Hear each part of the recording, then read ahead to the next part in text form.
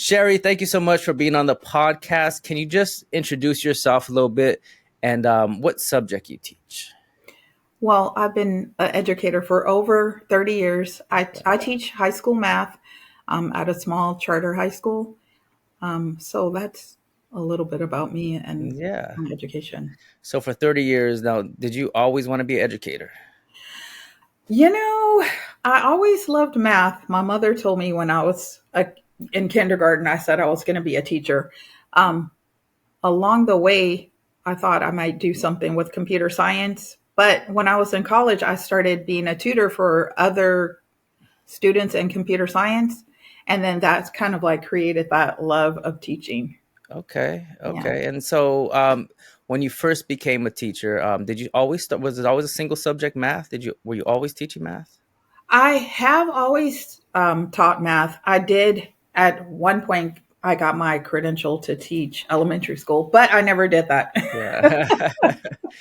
Yeah, it's a different beast. It's a different beast. Yes. Yeah, definitely different beast. I started off with no credential. So when I became a teacher, it was no credential. Um, I remember being in a class. I was a one-on-one aide, and I was in a class, and I was watching these other educators teach, and I was like, I could do this job. And I got the Sunday paper. I got the Sunday paper back when you had to look at the classified ads, and I saw a Catholic school that would accept me with a bachelor's degree, Right. and that's how I got to teach. I went for the interview, and I went in there without a credential, and I taught first grade. First grade. That's what I taught for 6 years. Mhm. And I've taught first grade. I taught all elementary school grades. I taught middle school. Mhm. Um, and it sounds like you've been in high school for a very long time. Yeah, I have. I would say half of my career was in middle school and then half in high school. I started similar to you. I didn't have a credential. This was like back in the 80s when LAUSD was like in desperate need of teachers. Hmm. And so I started on an emergency credential. And my first year or first semester was, ooh, boy, it was rough. Oh yeah. And I think all of Christmas break, I cried for like 2 weeks. Oh yeah. But I said to myself, I'm going to give it 2 years. And after 2 years, if it doesn't work out, then, I'll have to find something else to do. But I don't even remember after that when things changed and I changed my mind. But I've been teaching ever since then. Yeah. The first 3 or 4 years were rough for me. I think I was 22 years old.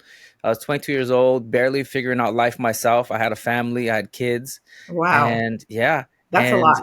yeah, and here I am in this classroom with no credential. I didn't do a student teaching. I didn't do any of that, and yeah, I'm teaching now, and it was rough. There was an imposter syndrome. I didn't believe I was a real educator. I'm like, I'm too young. I'm 22. What am I doing here? All I knew how to do was build relationships with kids because I was a dad already, and I was Mhm. good with kids, and I knew how to Mhm. work with kids, and Mhm. I was, so I just took my dad's skills into the classroom, Mhm. and it was like, okay, I could be a fun dad. I could, I'm 20, I'm fun. I have a lot of energy. And then I could also be a dad where, like, if somebody crosses the line, I could be like, no, you can't do that.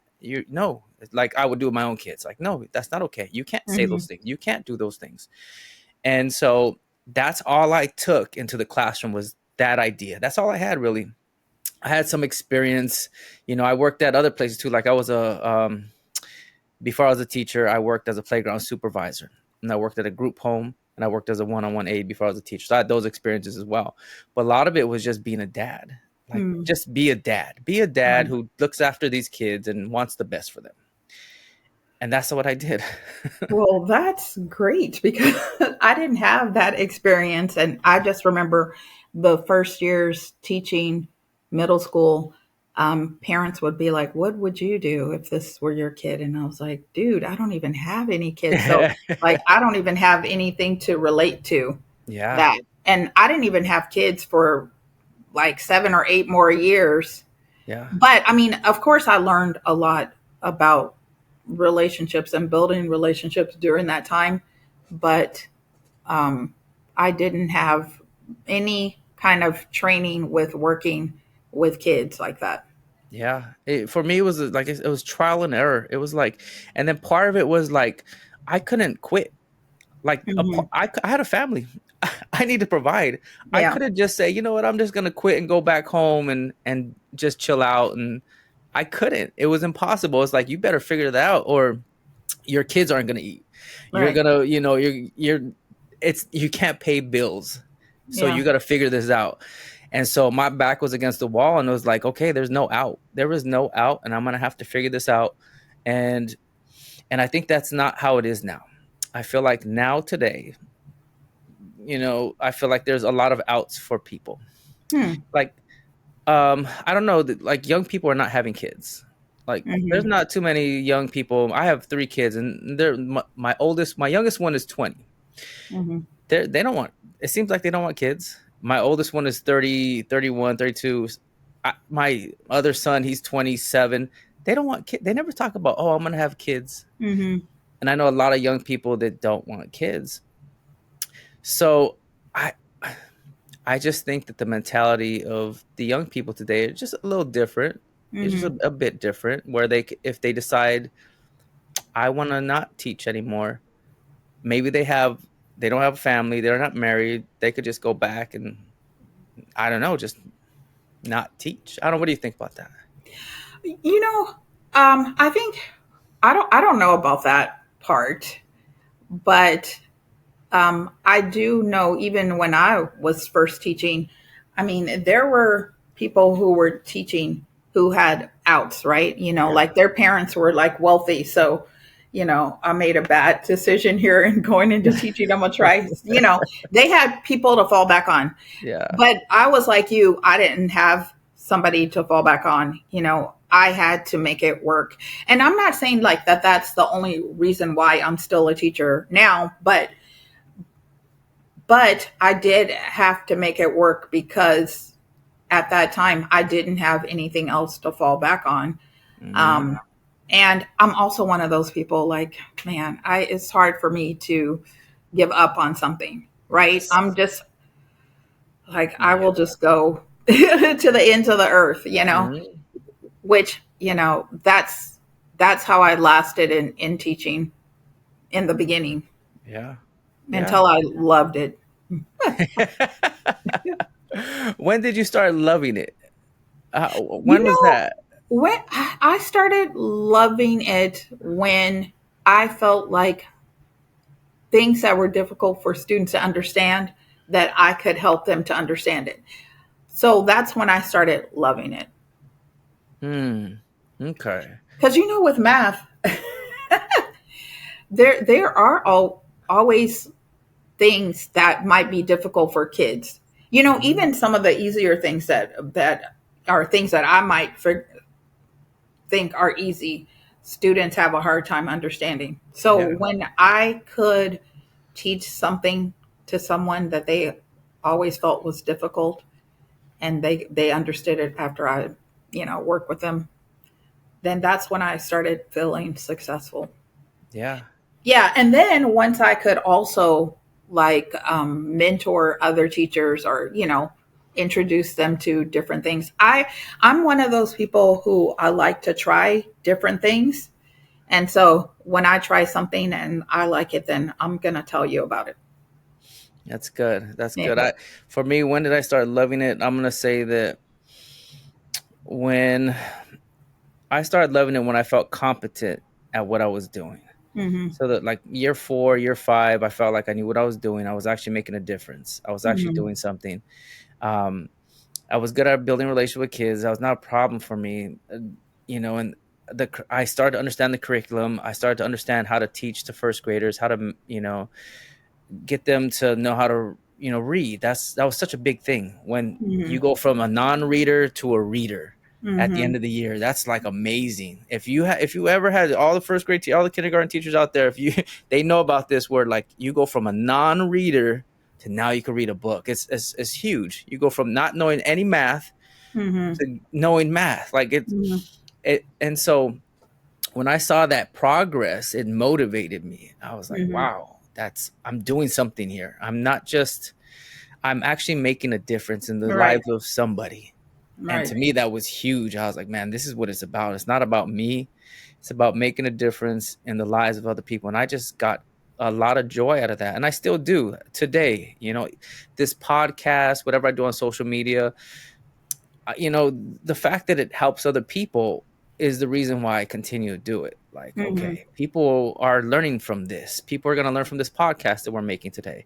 Mhm. Um, and that brings me a lot of joy. And that's why I loved, teaching. That's why I love doing these little podcasts. It's just that progress that motivates me. So, Mhm.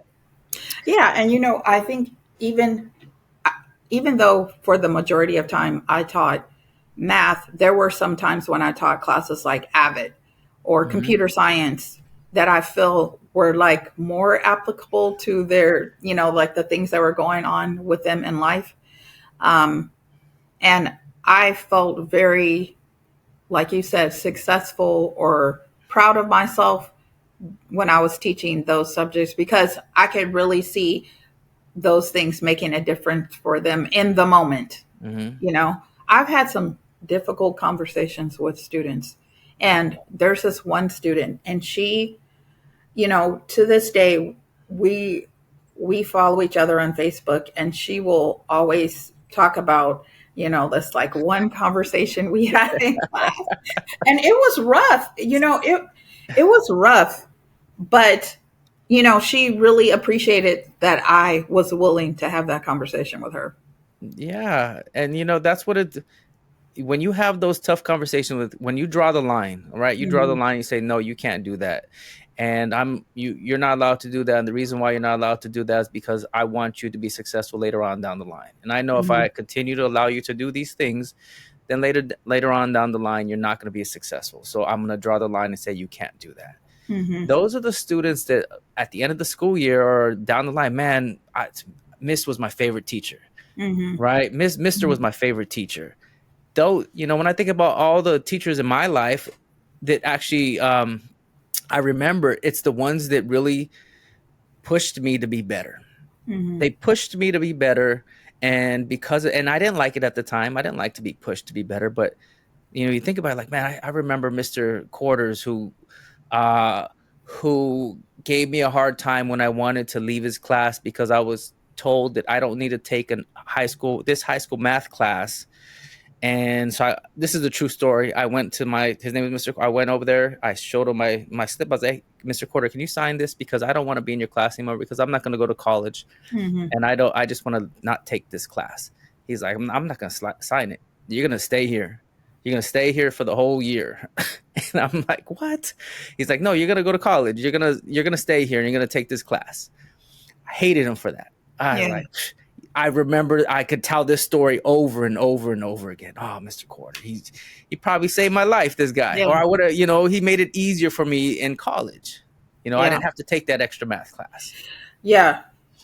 Yeah. And I do want to ask you a question about how relationship building affects learning or achievement because I've been wondering about that with our students because we have been struggling as in the math department, especially with the younger students like ninth and 10th graders.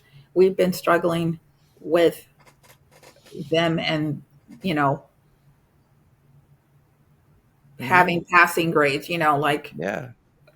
and so I'm just wondering what is it that we can do in relationship building to affect those numbers, the low scores. Yeah. So I remember watching this video like years ago, and you've probably seen it too, where it's a TED talk where this one lady says students can't learn from people that they don't like.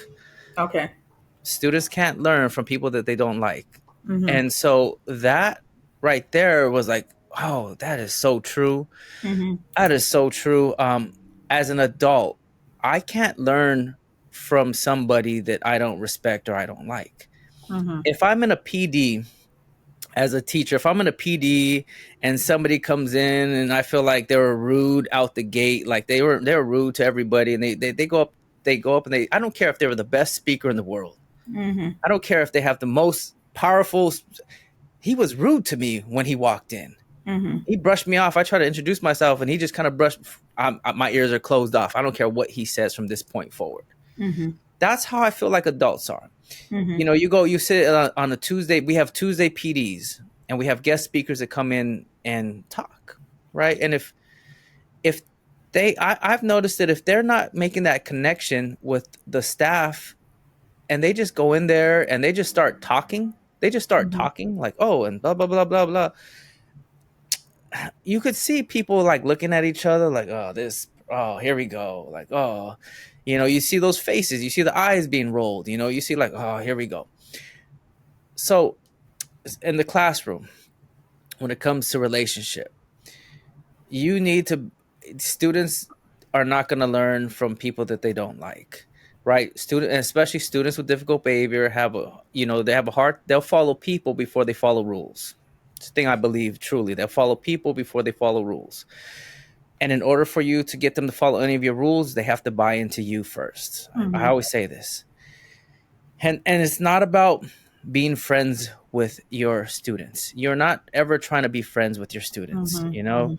ever. Never trying to be friends. And the way I think of it is like this, like like I'll take my relation with my kids. When my kids were little, we'd all hang out and we'd laugh and we'd be at the dinner table. They're all young. We're laughing, having a good time. I'm joking it up. And but from the outside, if somebody saw this happen, they'd be like, "Oh, that dad right there, he's friends with his kids." Mhm. But that's for the furthest from the truth. I feel Mhm. I'm not friends with my kids. I know that if we're joking up, we're having a good time, but the minute somebody crosses that line, the minute that, let's say, my son said something backward to my wife, or said something funny to one of his siblings, or did something that was inappropriate that I knew he shouldn't have done, that's where the record player stops. It's like, wait, what'd you say? Wait, Mhm. hold on. What'd you say? The minute that one of them guys messed up the environment that I was trying to create, this safe, loving environment, Mhm. that's where the whole world stops. And it's like, no, wait, what'd you say? So I feel like that's how it needs to be in the classroom, where you're not trying to be friends with your kids. You're building this loving, supportive, positive relationship with your students. You're creating an environment of safety. You're creating an environment of love. And I always talk about this. The type of love I talk about is a biblical type of love. Like, love is patient. You're patient. You teach patience. Love is kind. You're teaching kindness to your students. Mhm. Love doesn't hold grudges. Love isn't rude. These are the love that I'm talking about, that you're creating this environment. And then you build an environment of lifting each other up, right? About building self-esteem. So you got this whole environment, and it's the first day of school, Mhm. and in your head this is what you're trying to build. And so you're talking to kids, and boom boom boom boom, and you're setting the tone, and you're saying these are the rules and whatever, and then you go about your day. The minute that somebody crosses that line, just like me on that dinner table, the minute that somebody crosses that line, and let's say you know you wanted everybody to call you Miss Asbury, right? Like, Mhm. I would want my kids to call him Mr. Vergara. Mhm. The minute somebody said Mr., and my rule was, no, you're gonna mind Mr. Vergara, please. I Mhm. would stop and be like, wait, hold on, it's Mr. Vergara. You're so and so, and I'm Mr. Vergara, Mhm. and I'd make sure that that line did not get crossed, because I want to hold that intact. And so that sends a message like, oh, wait a minute, Mr. Vergara is about the business. He's not gonna let that slide. If I said that everybody can't just get up. You just can't get up and walk around the class. You have to. There's a process to this. If you want to get up, there's a hand signal, or you raise your hand or whatever, and then I say go ahead. The minute I see that somebody is just walking around, I'm like, oh, wait a minute, Jose, can you go back to your seat, please? What's the rule? Oh, I gotta raise my hand. Raise your hand. Yeah, Jose. Can I get up and throw? Yes, you could get up and throw away the trash. Go ahead. And so I'm creating this safe environment. So the first bottom line thing is I'm creating this safe environment where there's procedures, there's structure. This is how it's gonna be, Mhm. and it might seem rough out the gate. It might seem rough out the gate, but it's gonna pay in the end. And then I'm creating this environment of love, Um, and here's another thing: when you are creating an environment of safety, it sends a message of love because you always protect the things that you love. Mhm. And so you're protecting these kids and you're keeping the environment safe and you're sending the message of love. And then you just create an environment of love. Like, I'm patient with you. I'm going to be kind with you. I'm not rude. I don't hold any grudges. And we all do that here. And then when, so now you're keeping them safe and you're showing them love, and then you boost their self-esteem when they start to do good, when they come in on time. Oh, thank you guys for coming in on time, appreciate that. Small things. Oh, you guys all came in, you remember the procedures, you all came in, you looked at the board, you took out your Chromebooks, you're all great. That's exactly what we do here. And you just boost their self-esteem, you boost their self-esteem, you keep up, oh, good job, way to follow the, whatever it is that you're just boost them up. You're creating this environment. And then when you see somebody that violates the safety of the classroom, Mhm. throw something across the room, or I don't know, says the F word to somebody, and be like, whoa, we don't talk like that to each other. We don't disrespect each other like that in here. We're not going to do that, right? Because this environment is a safe environment. We take care of each other. Right now, that's not okay. If if you have a problem with that person, we could talk about it. But by you shouting across the room, that's not okay. And so you just don't allow, especially the first 4 to 6 weeks. You keep that ship tight, tight. Nothing slides. Tight, tight, tight, tight. Mhm. And then after 4 to 6 weeks, you loosen up a bit. You loosen up a bit, and the kids know that there's a captain, there's a safe adult. There's a safe adult in this classroom that keeps everybody safe. If you do the opposite of that, if you go in there and you have the best intentions in the world, and you're like, oh, I'm just gonna allow, like, I'm gonna just I want to be friendly, I want to smile, and okay, you could be friendly, smile, but you're really lax on the rules. Like, you allow some people to get up, you allow some people to slide on a rule. The student with the most difficult behavior is going to sit in the back of the classroom, and that student is just observing. That Mhm. student is just looking, sitting back, like, where's my opening? Mhm. Where is my opening? So that if I see somebody slide, well, like, if so and so, miss so and so got up, I could get up too. That's not fair. Miss, you said only one person with the pass. I see two people. I'm gonna go with the pass two of two people because I just saw you just allow it. Mhm. Miss, look at so and so. They're doing. You said no Chromebooks. Their Chromebook is open. I'm gonna open my Chromebook, and they start to just see these little chinks in the armor, Mhm. and they exploit it. They exploit it, and now, like, that student's out of control.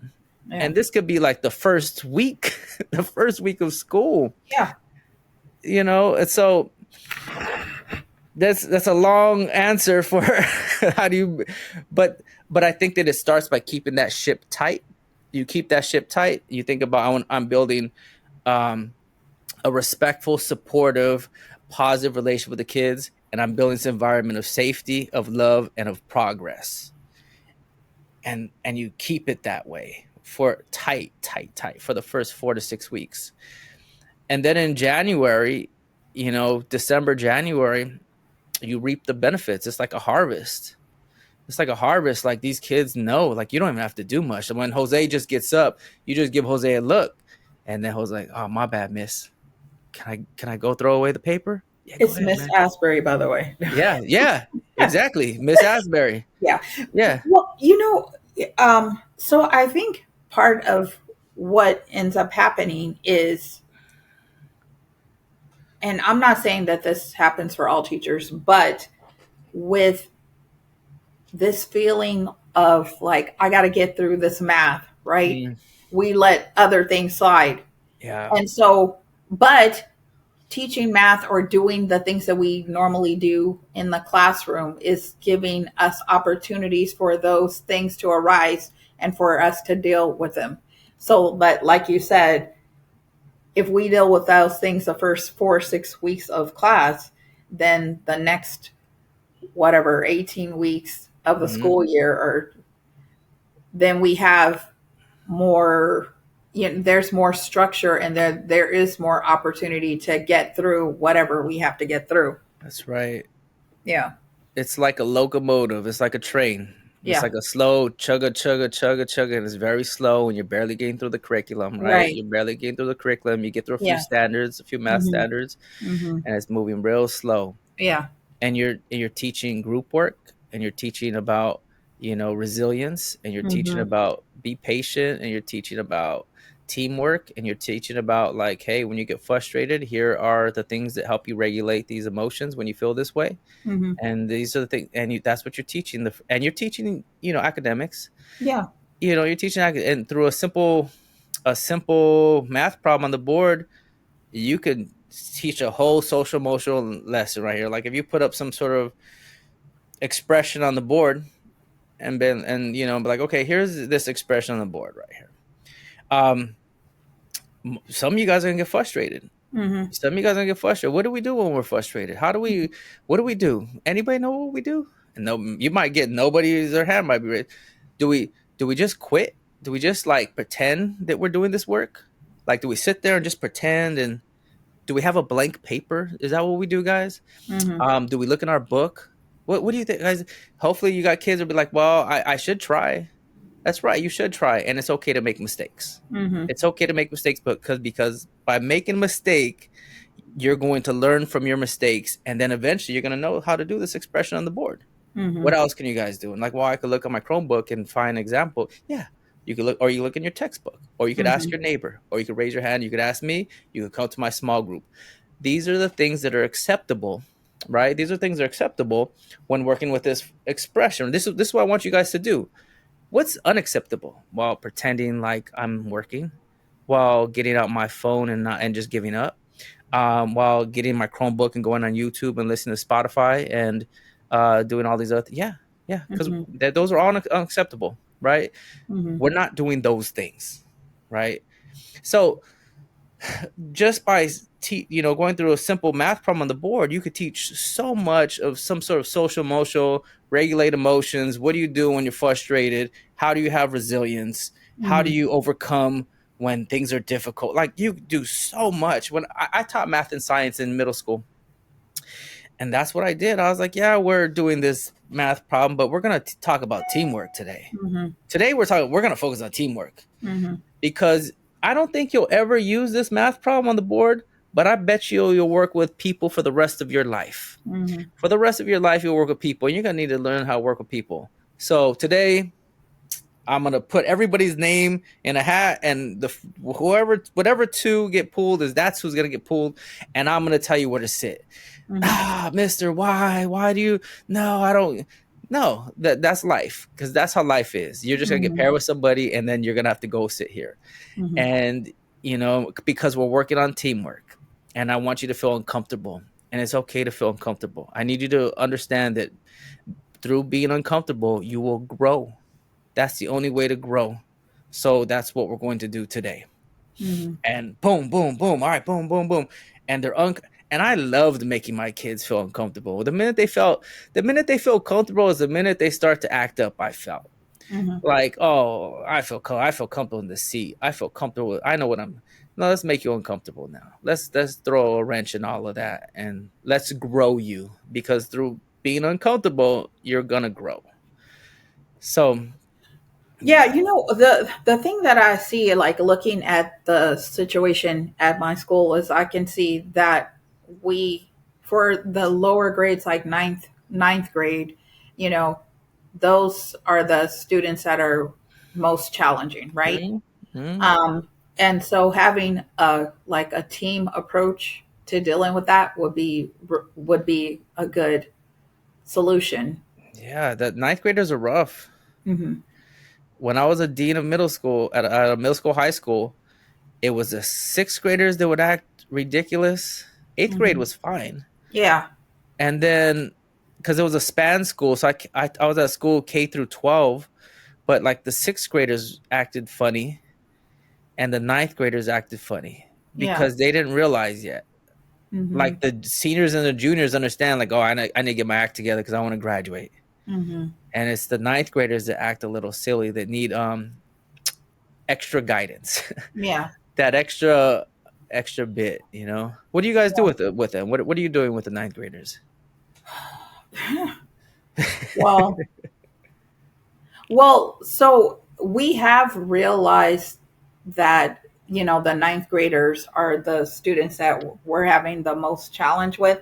So last year, the plan was to have someone who could be like a mentor to them at a separate period. Hmm. And for like the most difficult students, they would be, meet with them on a regular basis or something like that, which that didn't happen.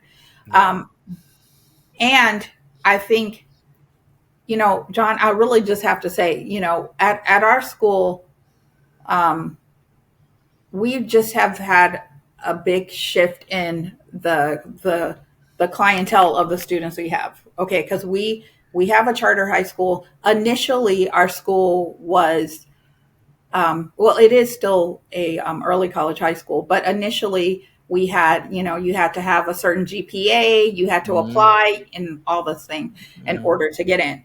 So it would be like at a traditional high school, somebody who's teaching like the honors classes, right? Hmm. So in honors classes, you really don't have the same challenges that you would have No, in the, the gen other ed other population. classroom. Yeah, gen Yeah. ed, thank you. And the gen ed population, right? That was like easy street to me. Hmm. Hmm. And so that's how our school was at one time. But then the laws changed, and it was, anybody who wanted to go to our school could go there, and then the challenge of working with difficult students, now we have that challenge. Yeah. And what do we do, facing that challenge? Yeah. And the first part would be to I is to build that environment. Mm-hmm. Build that environment where people, when the students feel like you are keeping them safe and you're loving them and you're boosting up their self-esteem. Mm-hmm. I would say that if you could create just that environment in ninth grade, if you could Mm-hmm. do that, create that environment where they come in, they feel welcomed. Mm-hmm. You're taking like the Maslow's hierarchy of needs, right? You're taking care of their basic needs. They're coming Mm-hmm. in, they probably already know that they're behind. They probably already know that I always get in trouble. They Mm-hmm. probably already know that um I get sent to the principal's office all the time. I you could call my mom. I don't care. You call my mom because my mom always gets called anyway. She probably won't even answer the phone anyway. It's probably a wrong number anyway. Right. So like all of those things, they already know that thing, especially in ninth grade. Mm-hmm. Because it's not overnight. It's like in elementary school, they got in trouble. It was like in elementary school they got in trouble, and I feel like from my experience, parents are like, oh, they don't want to put the pressure on their own kids. They're like, oh, they're gonna get better. They're and they want to be friends with their kids in elementary school. That's a mistake. You want to be the parent. You're not trying to be friends with them now in elementary school. You want to be tough with them now so that when they're adults you could be friends with them.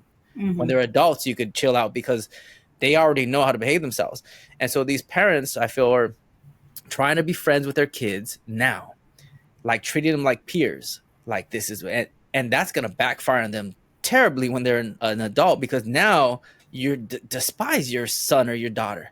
Now you're like, man, my kid is always getting in trouble. And so I think that these kids, right, in elementary school, they're getting away with all these things. Parents never, tighten up the screws on them. Fourth grade, this kind of happening, fifth grade, seventh grade. By the time they get to ninth grade high school, they already know the routine. Yeah, call my mom. Nothing's going to happen anyway. Mm-hmm. She's not going to show up. Mm-hmm. She's not going to show. And when I was a dean, that was the case. That was the case. I'd call a number and be like, oh, his number's dead. Oh, called mom, be like, hey, we just got your son. He had a Gatorade bottle. Half of it was full filled with vodka. Um, you might want to come pick him up right now. Oh, I can't right now. I can't come right now because I can't make it right now. I'll have to pick him up like at 6 p.m. Mm-hmm. I'm like 6 p.m. It's noon. He's drunk right here on, like, you need to take care of this. Nah, like I'll call somebody else. I'll get his aunt to come. Aunt would never show up. Somebody would Mm-hmm. come at 4 o'clock or something like that. By the time he sobered up already, like, so that's kind of the parent involvement that these kids have sometimes. And so, one of the things I get always is I get this. I get you know, teachers aren't babysitters. I get that a lot. Teachers aren't babysitters. Parents should parent, and I agree with that statement 100%. Teachers aren't babysitters and parents should parent. But when you're in the classroom with like 25 ninth grade students Mm-hmm. and you got five of them that they didn't receive the right parenting, they're struggling, that they have low self-esteem, that academically they're behind, all these things already. So you're going in there already like, okay, would it be helpful to like, if I ignored, like, if I don't, I feel like we as teachers, we need to teach positive character. Like this kid right here maybe doesn't know how about respect, about being responsible. This kid right here doesn't know about, you know, about how to regulate his or her emotions. I think I need to teach that to this kid. Yeah, he might not be cutting it in math right now, but I need to teach them that, because if I don't teach them that, he's going to be in the back of the classroom making all this noise, interrupting the class because he doesn't understand anything. And so let me disrupt the whole class because I don't understand this math problem anyway. So I'm just going to disrupt there because I need attention. Mm-hmm. And so it's like, well, let's not do that. Let's create an environment where I check in on this kid all the time. Mm-hmm. Like, Robert, you good? Like, I'm always checking in on this kid. Like, you all right? Like, what do you need? Mm-hmm. Oh, you don't get that? Well, let's not do all 15 problems. Let's just do two. Let's Mm-hmm. do two today, right? Let's go back. Do you know your multiplication? You don't know your multiplication? You know what? Every day, I'll let the whole class, not just you, Robert, the whole class, we're going to take a 5-minute multiplication test every single day. Everybody does it, Mm-hmm. and then this is a point where, again, progress equals motivation. I used to do this with my kids, and the reason why this idea came, I did it in my middle school as a 7th grade math teacher. Kids didn't know their multiplication. I was like, all right, here's a square, and it was random. It was like 0, 5, 8, like all the way to 10, but just random on the left side and the top side was random. And I would say to them, they were so, like, their motivation was so low, their self-esteem was so low in math that they didn't even want to try because it would bring up pain. Like, nah, somebody's gonna make fun of me. I don't know my multiplication. I'm in Yeah. 7th grade. I should know it. And so I started like, okay, let's motivate them because progress equals motivation. I'm like, well, it's not that you don't know 100 multiplication tables. You know all your zeros, right? Well, let's knock out 10. You know your ones, right? Let's knock off another 10. You know your fives? Yeah. Knock off another 10. Do you know your tens? Let's knock off another 10. Do you know your twos? Let's knock off another 10. So now, really, you don't know your six, sevens, eights. Do you know the trick for nines? Oh, let me Mm-hmm. show you the trick for nines. Now you're going to know your nines. So really, all you don't know is these many. And then they perk up and they're like, oh, okay. All right. So, and then I tell them, okay, so for the first minute, just fill in the ones you know. Like, just fill in all the ones you know. And then Mm-hmm. after that, go back and let's say you have to count them or whatever. And I would give them like a multiplication table, like one that was completed to practice like 2 minutes before. And I'm like, go over your fours. Go over your fours so that when you come across your fours, you know them. You fill them out real quick. And they started to make progress. And because they made progress, they were motivated to continue to be like, all right, if I know a little bit, maybe Mr. Vergara is not that bad. Mm-hmm. He's looking out for me. He wants the best for me. So I'm boosting up their self-esteem. And then I just like, and that's what I do. And they come the next day and I'd be happy to see them. Be like, so and so, hey, Maria, it's good to see you. Jasmine, welcome, welcome. Come in. You're on time. Thank you for showing up. Like, this is what we're gonna do. And just building that environment of, you're safe here. I'm not gonna make fun of you. I'm here to make you better. And I'm gonna acknowledge all of your wins. All of your wins, I'm gonna acknowledge them. And that's what I did with these kids who came in here with I had like the lowest kids. And my goal is like, let's boost them up. And if they don't know math in 7th grade now, Hopefully, when they go to ninth grade with Miss Asbury, she's gonna boost them up. I'm just watering a seed. All I'm doing is watering a seed here in seventh grade, and hopefully somebody waters in eighth, and then hopefully somebody takes over in ninth and does the same thing. Yeah. You know, one thing that I've been thinking about as you've been talking is just dealing with the student you have versus the student you would like to have. You know, because I'm in ninth grade, I'm like, you should know this, and you should know Uh, this, you should know this, and you yeah, should know this, right? But they don't. they don't. So I have to deal with what I do have versus what I want to have or what I believe I should have.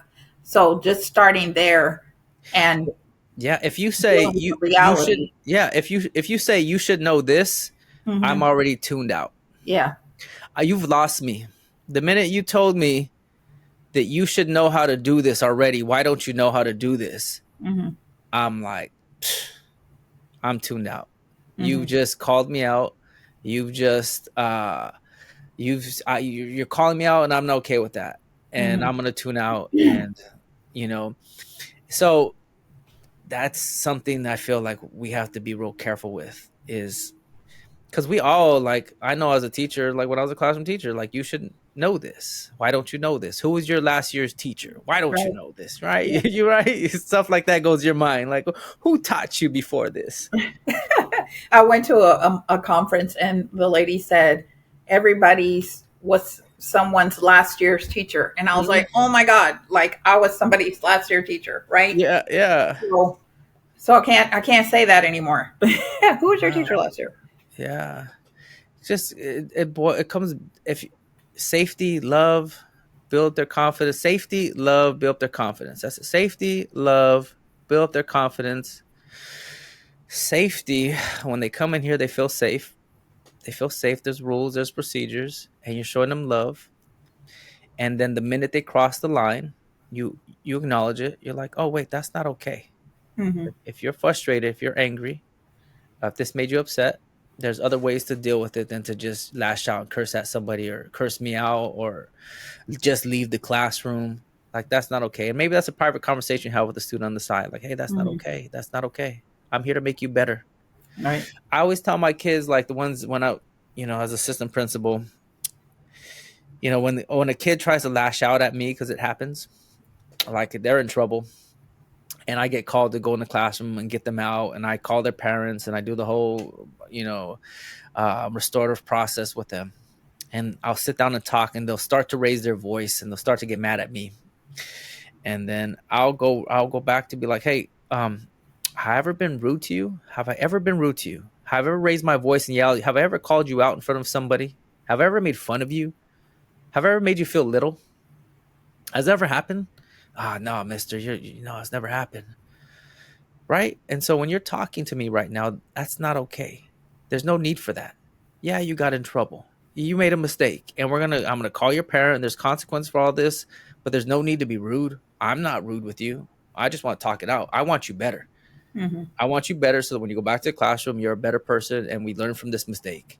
But there's no need to be rude. So like if you had a conversation with somebody who was being rude in the classroom, it's on a sidebar where you took them outside or wherever, somewhere where you're not calling them out in front of everybody, and you tell them like, hey, I'm never rude to you. Don't I always welcome you when you come to the classroom? Don't I always ask you how you're doing? Don't I always say if you need help? Or I'm just here to help you, right? So if you don't have to be rude with me, like, and if you need time, I'll give you your space. Take your space. Sit in the back. Sit in the back. As long as you follow the rules, you're not disrupting anybody. You don't pull out your phone. I'm okay. Take a nap. Take a nap. But that's not okay that you're rude with me. And I get a lot of this, like, well, what are the consequences? What do you have to do with a kid like that? What kind of consequences do they get for being rude, calling me out, calling me a different name besides my last name? A lot of it's just that conversation as a Hmm. teacher. A lot of it is like, hey, you can't do that.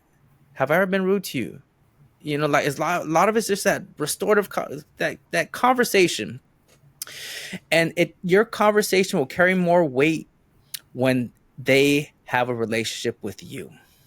Hmm. If they don't have a relationship with you, that conversation means nothing. It means nothing. because they don't respect you as a teacher, or they don't respect me as a assistant principal. If I didn't have a relationship with the kids and I'm just like talking at them, they're like, like whatever, like whatever, just get through it. I want, my goal has always been that when I get called in the classroom and they see me walk in, they look at me, I want them to be like, oh, damn. I want them to feel like, damn, Mr. Vergara, I disappointed. Like that kind of disappointment look. I Hmm. don't want them to go, but like, I never want them to be afraid of me, All right. like fear me. I don't want that. I was like, oh man, I messed up. Here we go. We're gonna go through this thing now. Like, and then I didn't want them to fear me, but I also, I don't know. So those, it's tough, especially in 2024. It's tough. And there's a lot going on. I don't know how much vaping is involved in your high school, how much alcohol is involved, in how much, if there's a phone problem in your high school, Oh yeah, there you all of know. those. Yeah, the disrespect. I don't know how it is in your high school. You guys deal with all that? Yeah, we do, and it just like last year seemed like the last 2 years have just seemed like the worst with the phone situations. Yeah. And then more and more with vaping and like smoking in the bathroom, Mhm. or not so, as far as I know, not so much with like liquor, but Mhm. things like the phone situation. And just I feel like students being out of class has become a Yeah. bigger problem too. Like they leave class to go use their phone Yeah. because they can't use it in the class, so then they just go to the restroom with their phone. Yeah. It's Mhm. it's it's a real problem. It's a real problem, and it takes a team effort. It's not gonna be won by, it's not gonna be the principal, the assistant principal, the dean. It's gonna be all of that. It's gonna be the teachers. It's gonna be the staff. It's gonna be the counselors. It's everybody. It's like a team effort. It's like a blanket, and Mhm. that's how it has to be. And I don't know how it is at your school, but Yeah, yeah, I was going to ask you about that, just about like developing the team, because, like I said, we do have that issue with the biggest issue that we have is with the ninth graders. mhm. So, how do we develop the team to respond to, you know, the students that we have in front of us now, not the students we had in the past? Yeah. It's tough. It's like so I'll just go back to my dean days. It was a span school, so there was one principal, K through 12. There was a assistant principal for K through 5th, and an assistant principal for 6th through 12th. And the dean, which was me, I was upstairs with the other assistant, the middle school, high school. So it was two of us, two admin. I'll say I wasn't really like, I'm a pseudo admin as a dean, but two admin. There was a staff. We had one staff. We had like a PSW. We had a couple counselors, and that's pretty much what we had. And one thing that helped us out was we had these things called Now Academy assemblies. So every month we would bring in the kids to the auditorium and we go over rules and procedures. And Mhm. so the principal would come up and he would give a spiel, and then I would come up and I would talk about all the dean stuff, like tardiness, like phone policy. I'd go over all the rules and we'd make it real clear. And the assistant principal would say some things, and then the PSW would talk, and the counselor would talk about, hey, this is the requirements, the A through G requirements. These are how many credits you need if you're in ninth grade and you don't get these credits, then this is what's gonna happen to you. And like they would just, everybody would know. Mhm. So that was huge. That was so helpful. So then when I would get somebody that was out of uniform, let's just say, and I'd bring them into my office, and you'd be like, "Hey, were you at the Now Academy assembly on Tuesday?" "Yeah, I was, Mister." "Do you know what the uniform policy is, right?" "Yeah, I need my shirt." Like, "Yeah, and do you know what's gonna happen if you don't have your shirt?" "Yeah, I'm gonna have to get a loaner. I'll turn in my phone, and then you give me a loaner, and at the end of the day, I give you back the loaner, and then yeah, that's what's gonna happen." "Okay, Mhm. well, let me get your phone." So we do that little exchange. But it was clear to them. It Yeah. wasn't muddled. It wasn't like confusing. It was like, Right. this is the uniform policy. This Right. is the phone policy. Mm-hmm. This is what happened. We had this thing where if you cut a class or we had detentions, and detentions were 20 minutes long. So if you, let's say you're out of uniform and you got a detention, or you used your phone and we gave you a detention, and let's say you brushed off those detentions, like you're like, I'm not going to go to detention. Okay, that's fine. When you were a senior, those detentions added up. So now you want to graduate on stage, but you have like 40 detentions that you didn't clear back when you were like 10th grade, 11th grade. Yeah. You had you Yeah. all these. So now you're like, oh my God, I got 40 detentions. What am I gonna do? And and we would say this at the Now Academy assemblies. We'd be like, hey, for those seniors that think they're gonna graduate, guess Yeah. what? You need to you and we said it in we would Clear say up it in those 40 August. tardies or Yeah, 40 you got detentions. four detentions. So Yeah. you better start cutting some deals. Yeah. You better start doing some things, and so that helped out too. Was those detentions. Mm-hmm. And even if they didn't go, we kept track of them. We kept track of them, and when they were a senior, hey, oh, you want to go to whatever dance? Oh, guess what? Anybody that has over this amount of detentions, I'm sorry, you have to clear these detentions before you go to dance. All of a sudden, everybody's in detention. All of Mm-hmm. a sudden, they're like, Mr. Vergara, how do I do these detentions? I want to go to the dance right here, and Yeah. I need to clear at Homecoming. least. Yeah, I need to clear at least 50% of my detentions. What do I do? Like, well, start picking up trash, my friend. Like, Yeah. you got, and so we had these systems in place, and they were clear. Everything was clear, and we went over it, and there were signs about our phone policy and our uniform policy, Yeah. and that helped out a lot.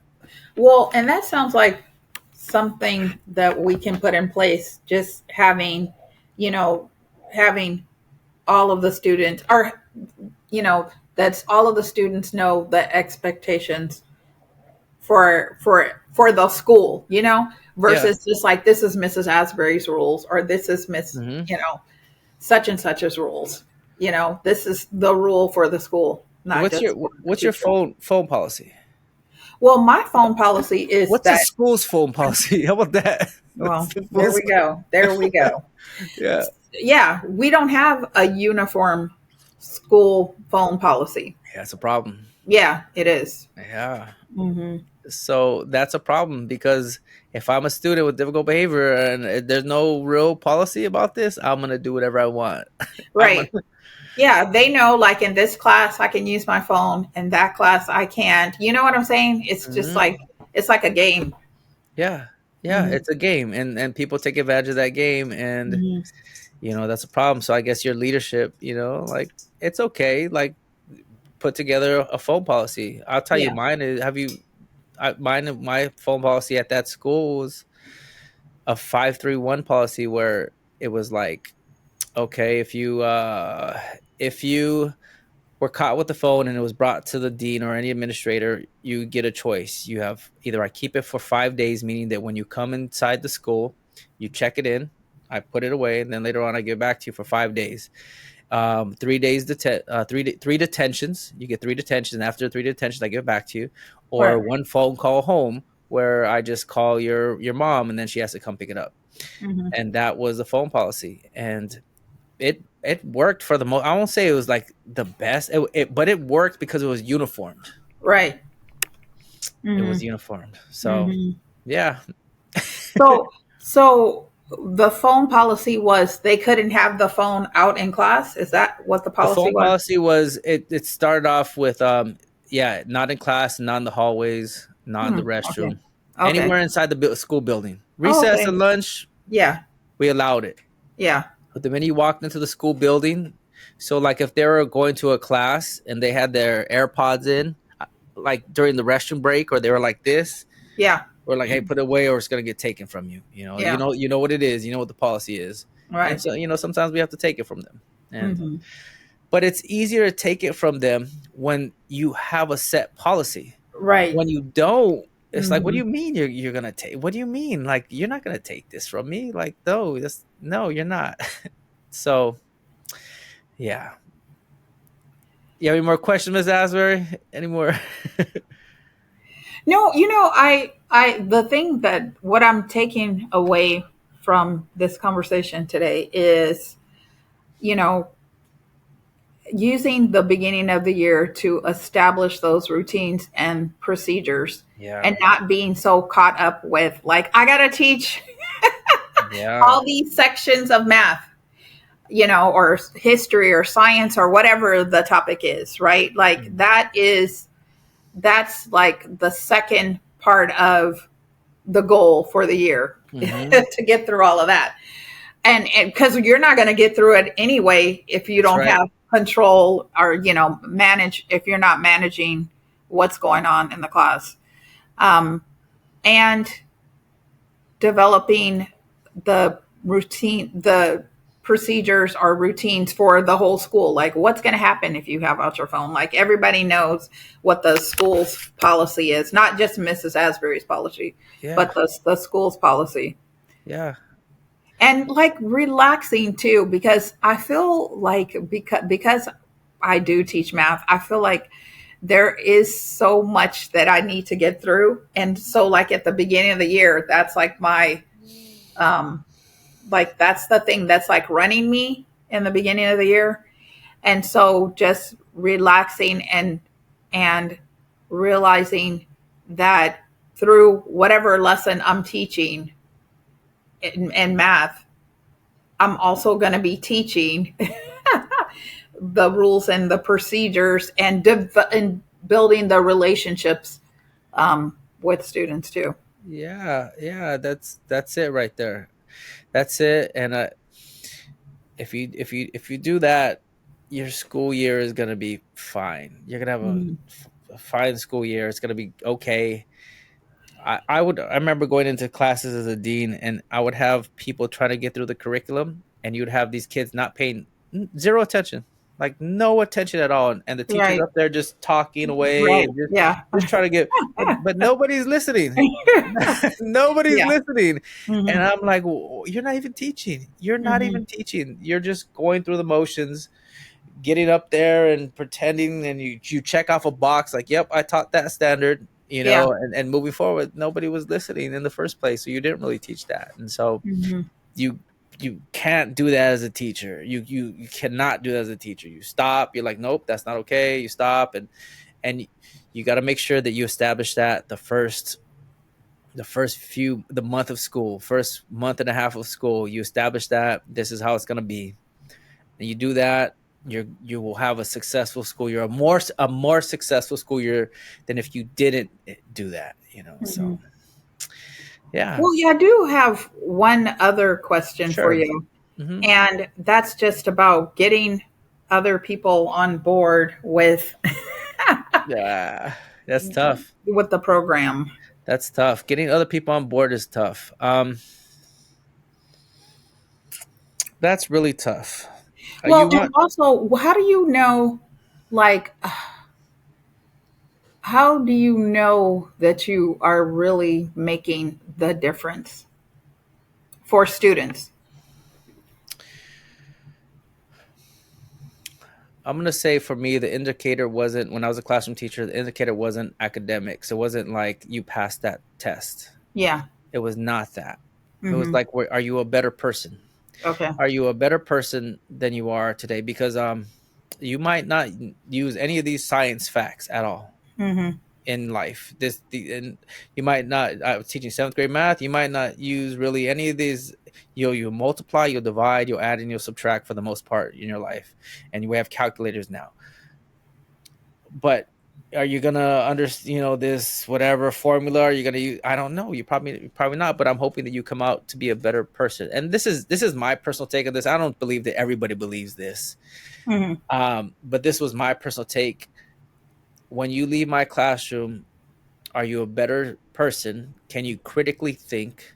Do you know how to regulate your emotions? Do you know how important character building is? Do you know how important it is to be a friend? Do you know how important it is to communicate with other people? Hmm. Do you know how important it is to use your words instead of your fists? Hmm. Like these things that, like, that are not in the curriculum. Right. They're Right. not in the curriculum, but man, do they mean so much. Man, do they mean so much in real life. Hmm. Like so those are the things that I felt like, okay, this kid came in here as a hothead who had no motivation for math. And now this kid can pick up a math book and he's a little more resilient. He's Mm-hmm. able to take some time and do some work, and he's able to ask a question and seek help. He's able to look things up on the computer when before he wasn't able to do any of that. He was just frustrated and made noise in the background and threw papers and tried to be the class clown and avoid doing the work. Mm-hmm. And now he's actually trying. And it's just like just watering that seed. I may never see the growth, but Mm-hmm. for 180 days I'm watering that seed, I'm watering that seed, I'm watering that seed, and somebody else is hopefully will continue down the line and water that Right. seed, and then down the line when they graduate high school, Yeah. so that's what it's about.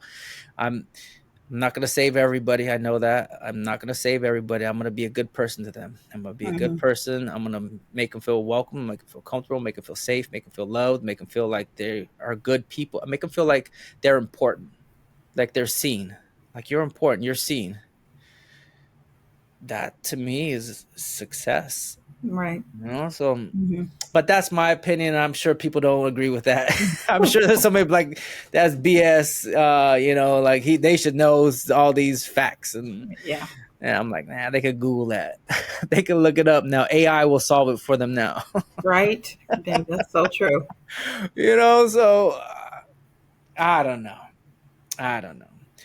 Well, Miss Asbury, thank you so much. We reached our hour. I don't like going over an hour. We reached our hour, and Okay. we'll leave it at that. We'll leave it at this hour.